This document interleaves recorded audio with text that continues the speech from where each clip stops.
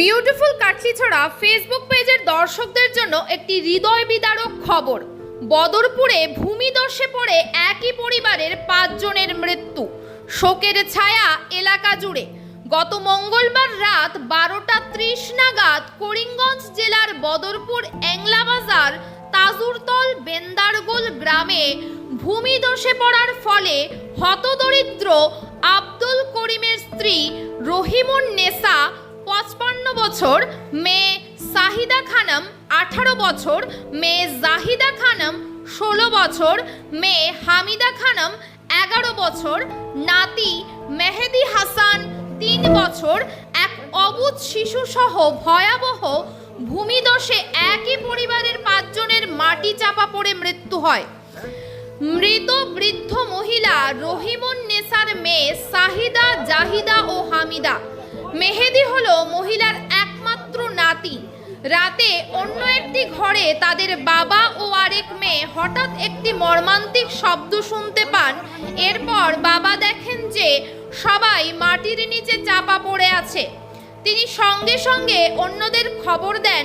মসজিদের ইমাম মাইকে ঘোষণা করেন।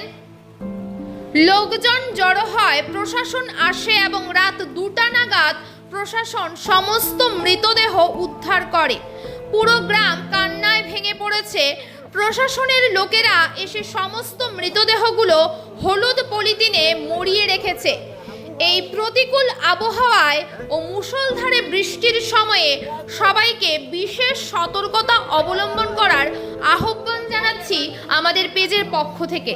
প্রতিবেদনে মৃন্ময় শর্মা ও আমি মধুমিতা দেবনাথ।